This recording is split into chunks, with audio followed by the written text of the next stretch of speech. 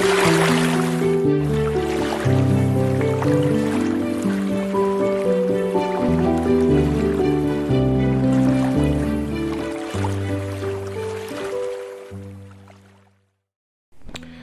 বন্ধুরা, welcome to another episode of Rahul's world. আজ আমি আপনাদের এই ভিডিওতে ফিশ কিপিং নয়, ফিশ কিপিংয়ের বাইরেও আর একটা জিনিস করছি, আজকেই করলাম শুরু, তো সেটা নিয়ে দেখাবো। তার আগে কিছু জিনিস দেখাই। আমার এই অ্যাকোরিয়ামের হিটার আবার খারাপ হয়ে গেছে।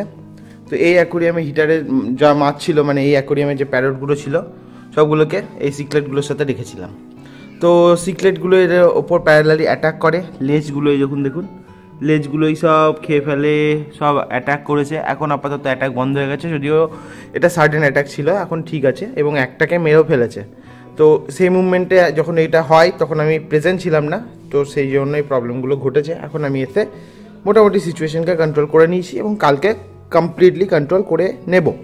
ওকে, আজকের এই ভিডিওর লক্ষ্য হচ্ছে এই যে মহারাজ দেখতেই পাচ্ছেন, এখানে একটা ছোট্ট মতো খরগোশ আছে। তো এই খরগোশটা আজকে আমি নিয়ে এলাম, তো একে নিয়ে আজকের এই ভিডিওটা হবে। খরগোশের কি কেন নিয়ে এলাম স্টোরিগুলো একটু বলবো। তো গল্পটা হয়েছে, এই হচ্ছে একটা মেল খরগোশ, আরও দুটো আছে ফিমেল খরগোশ, যেগুলো একটা অন্য একটা বাড়িতে আছে।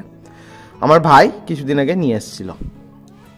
তো এখন ব্যাপারটা হয়েছে, যেহেতু হঠাৎ সাডেন নিয়ে এসছে, জায়গার অভাব অবভিয়াসলি থাকে, আর এদের তো একটা গল্পই থাকে যে এদেরকে খাওয়াতে গেলে রাখতে গেলে একটু জায়গা দরকার হয়, আর সেই জায়গা যদি না থাকে, এরা যেহেতু পায়খানা করে, পেচ্ছাপ করে, প্রচণ্ড গন্ধ সেগুলো, তো সেই জন্য এমন জায়গায় রাখা উচিত যেগুলোর জন্য এরা থাকতে ঠিকঠাকভাবে সুবিধাভাবে থাকবে। তো আমি যখন আজ 2 সপ্তাহ হয়ে গেল, 2 সপ্তাহ আগে এই খরগোশগুলো এসছে আমাদের বাড়িতে, এই বাড়িতে নয়, অন্য একটা বাড়িতে এসছে। তো তখন কি হয়েছিল, তখন এই যে আমাদের এই বাড়ির কাজ চলছিল, এই যে এই প্রাচীরগুলো তৈরি হচ্ছিল। তো বাড়িতে কাজ চলার জন্য তখন জায়গা ছিল না, এবং একটা ঘর আছে, সেই ঘরটায় যে সকল হয় কাজের সময় অন্যান্য জিনিসপত্র এদিক সেদিক ঢুকে যায়, সেরকমভাবে এদিক সেদিক ঢুকে গেছিল। ইভেন এখনও সেগুলো আছে, বের করা হয়নি, সম্ভব হয়নি, কারণ এখনও কাজ কমপ্লিট জাস্ট হয়েছে, কিছুদিন হলো, এখনও কিছু বাকি আছে, তো সেই জন্য এগুলো বের করা সম্ভব হয়নি। সেই জন্য আমি ভেবেছিলাম এদেরকে কিছুদিন ওখানে যেখানে আছে সেখানেই থাক, তারপরে আবার এদেরকে নিয়ে আসবো বাড়িতে, যেহেতু জায়গার অভাব ছিল। তো তারপর আমি ভাবলাম যে এদেরকে নিয়ে আসা যাক, কিন্তু তারপরেও দেখলাম যে এখনও কাজ কমপ্লিট হয়নি, তো এখনও নিয়ে এলে অসুবিধা আছে। সেই জন্য আমার থাক, এই সপ্তাহটা যাক, পরের সপ্তাহে নিয়ে আসবো। তো আজকে মানে ওই সপ্তাহের পর আমি আবার চলে যাই যেখানে আমি কাজ করি, কাজ হয়ে যায়, কাজের জায়গায় যাই। যাই হোক, তো আমার ভাই ফোন করে বলে যে একটা ব্রাউন কালারের খরগোশ আছে, যেটা আমি পরে হয়তো আপনাদের দেখাবো অন্য ভিডিওতে। তো ওই খরগোশটা অ্যাকচুয়ালি বাচ্চা দিয়েছে, 6টা মতো বাচ্চা দিয়েছে, এবং 6টা মতো বাচ্চা দিয়েছে। তো ওরা একটা সেই ঝুড়ি টাইপের জায়গার মধ্যে রেখেছিল, কীভাবে কী কী করতে হবে ভাইকে সবই বলে দিলাম, তো সব ঠিক আছে। কিন্তু তারপর আমাকে ভাই আর কোনো আপডেট দেয়নি, আমি আর ফোন করিনি, আমিও কাজে ব্যস্ত ছিলাম। আজকে যাই কি বাড়ি যাই, ওই বাড়ি দেখা করতে, খরগোশগুলো দেখতে। তো আজকে গিয়ে জানতে পারি যে খরগোশের বাচ্চাগুলো নাকি নিজে নিজেই হারিয়ে গেছে। তো কিভাবে হারিয়েছে, কিভাবে হয়েছে জানি না, কোনোভাবে এটা হয়েছে, কিন্তু হারিয়ে গেছে এটা, এবং এটা আমাকে আমার দিদা বললো। তো যার জন্য কথাটা, যে আমার ভাই যদি বলতো তাহলে বলতাম যে তুই বদমাশি করে হয়তো রাখতে পারিস নি, মরে গেছে এরকম বলছিস, যেহেতু দিদা বলেছে, কথাটা অবিশ্বাস করার কোনো জায়গায় থাকে না। তো আমি ভাবলাম না, দরকার নেই, এরকমভাবে এত সুন্দর সুন্দর জিনিস, প্রাণীগুলো যদি এরকমভাবে মানে হয় তাদের সাথে, তাহলে সেটা একটা খারাপ জিনিস। আমি ভাবলাম চল ভাই, এক এক করে সবাইকে নিয়ে চলে যাই। তো একে আজকে কী করলাম, আমি গেছিলাম অ্যাকচুয়ালি আমার নিজের চুল কাটাতে। তো চুল টুল কাটিয়ে এসে একে দেখলাম সামনে আছে, একে তুললাম, এই একটা মেল, বাকি এখনও যারা আছে 2টো ফিমেল আছে, ঠিক আছে। এখন খিদে পেয়ে আছে, ওখানে আমি খাবার দিইনি এখনও, আমি জাস্ট নিয়ে এসেছি ওকে। তখন ওকে আমি জাস্ট একটা গোবি যেগুলো হয় পাতা, ওই পাতা একটু দিয়েছিলাম, ওটাই খেয়েছে। এখন ওকে পেট ভরে খাবার আমি দিইনি, যে দেখতেই পাচ্ছেন খাওয়ার জন্য কী করছে। তো ওকে আমি খাবার দেবো একটু পরে। তো যাই হোক, তো এই দিয়ে এই জন্য আমি বললাম চল ভাই তোকে নিয়ে চলে আসি। এবার একে আমি এবার এসে যে ঘরটায় রাখবো সেই ঘরটার অবস্থা এখনও ঠিক নেই, কিন্তু ঘরটার অবস্থা এতটাই ঠিক নেই যে অনেকগুলো কিছু রাখা যাবে, কিন্তু একটা খরগোশ রাখার জন্য যেখানে যথেষ্ট জায়গা আছে। এবং আরও একটা জিনিস হচ্ছে কি, ঘরটায় মধ্যে অনেক কিছু ওই যে মাটির যে পাতনাগুলো হয় ওইগুলো আছে, তো সেই জন্য ওগুলো থাকার জন্য এদের আমি মনে করলাম যে এদের অসুবিধা হবে, ওইগুলোকে সরাবো, কিন্তু পরে ভাবলাম কি না থাক, এগুলো থাকলেও এর অসুবিধা হবে না, একটা হাইডিং প্লেস পাবে, লুকিয়ে থাকার একটা জায়গা পাবে, আর শীতের সময় সাপটাপের ঝামেলাও থাকবে না অতটা। তো সেই ঘরটার মধ্যে ভাবছি এবার রাখবো। চলুন আপনাদের সেই ঘরটাকে নিয়ে দেখানো যাক, কিন্তু একে এখন আপাতত আমি ঘরে ছাড়বো না, একে এখন আমি খাওয়াবো দাওয়াবো তারপরে ঘরে নিয়ে যাবো।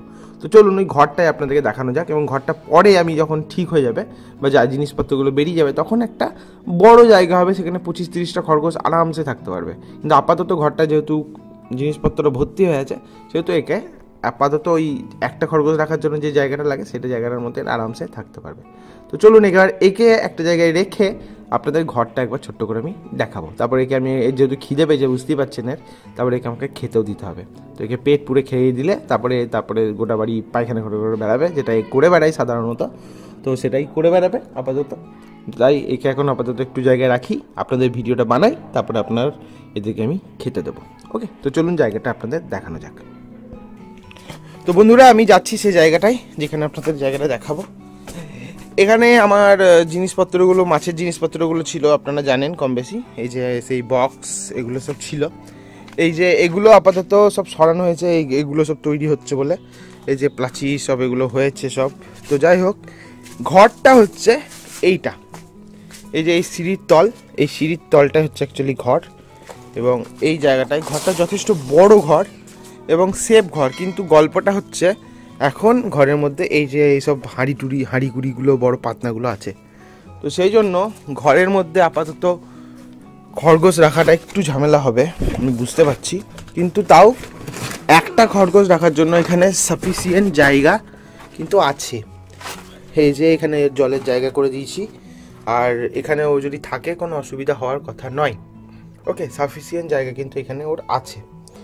এবার আমাকে যে জিনিসগুলো দেখতে হবে সেটা হচ্ছে যে এই ঘরের মধ্যে কিছু জিনিস, কোনো প্রাণী কোনো জিনিস কিছু আশ্রয় নিয়েছে কিনা সেটা একটা দেখতে হবে।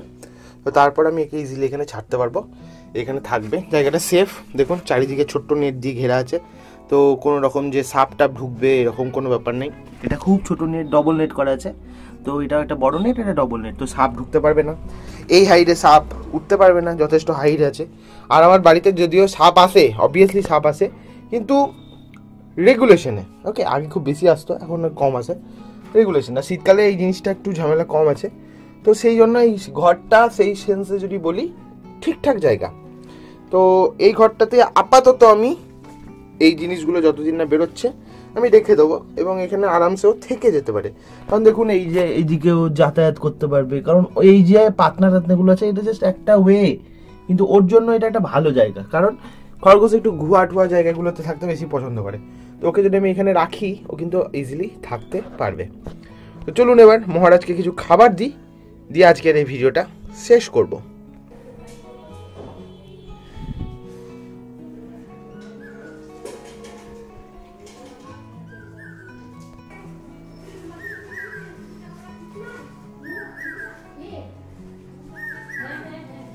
তো মহারাজ খেতে শুরু করেছে। তো এই ছিল আজকের ভিডিও।